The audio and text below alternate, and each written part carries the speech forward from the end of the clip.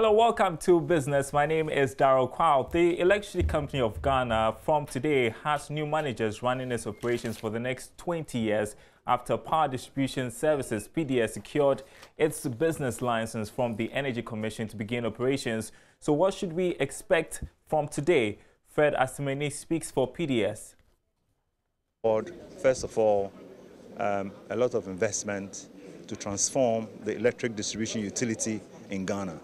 Secondly, we are also bringing a lot of expertise. Our technical partner, Meralco, as you're aware, has been in this industry for 115 years. So they're bringing a lot of expertise. Thirdly, we hope to greatly improve the level of customer service and efficiency and collection rates in the electric distribution utility in the Southern Distribution Zone of Ghana. What does your whole contract entails? I heard you've been presented with bulk license, this license. I was confused. Per your contract, what are you going to do? Is it a management contract, or what are you going to do, PDS? Well, our relationship with ECG and the government of Ghana in respect of this transaction is not a takeover. We're not taking over the Electricity Corporation or Electricity Company of Ghana. We're rather leasing its assets for a period of 20 years. And in return for leasing those assets, we'll be making payments to the government of Ghana in the form of a lease payment. But our prime mover in terms of this transaction is to change the performance culture in the distribution utility so that it will inure to the benefit of all Ghanaians and ensure a more efficient distribution of electricity in Ghana.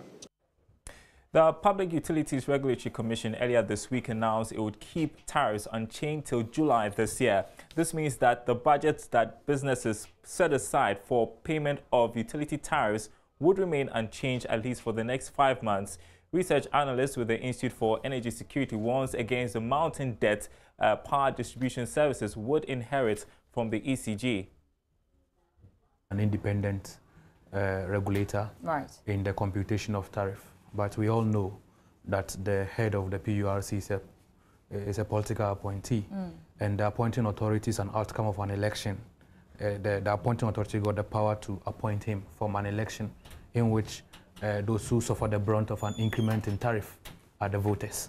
So consequently, they know that when they make announcements of tariff increments, it necessarily doesn't favor the appointing authority. Right. And I think that realistically, we should be looking at increment in tariff because if you look at the books of ECG, now PDS, we don't expect PDS to continue the incompetent, inefficient operational and technical. The year 2018 alone, and we have made consistent reference to this debt because we think that when you have formulated a special purpose vehicle like ESLA to pay off old debts. Right. You don't be running a marathon at accumulating new debts. So the last time we checked, the energy minister was saying it's about 2.2 billion. Yes. For the first half of the year, 1.1, second half 1.1, which is roughly about 1.83 billion Ghana cedis debt every month. So even for the deferring of this tariff announcement to June, we can say that it is a financial loss to PDS, which has just taken over, and we don't expect them to be taking tough decisions yet. They'll be looking at management level decisions. But it will mean that by the time the new announcement of tariff will come, there would have been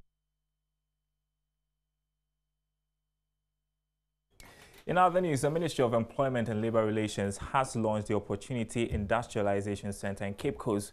The center is expected to train the youth to acquire skills that would enable them earn a decent living.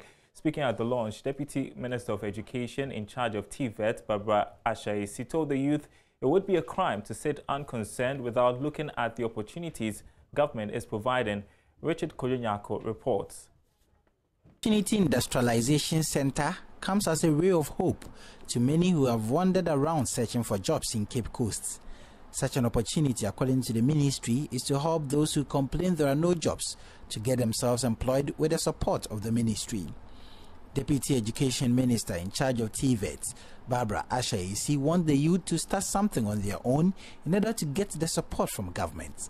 She says it's odd in the midst of the opportunities government is creating for any youth to sit idle and complain of unemployment. This program is to create the awareness that And we have more business news for you at the top of the hour on the marketplace. Do stay tuned. Coming up in sports, sponsorship and marketing ad hoc committee proposes change in name for the Ghana Football Association to Normalization Committee.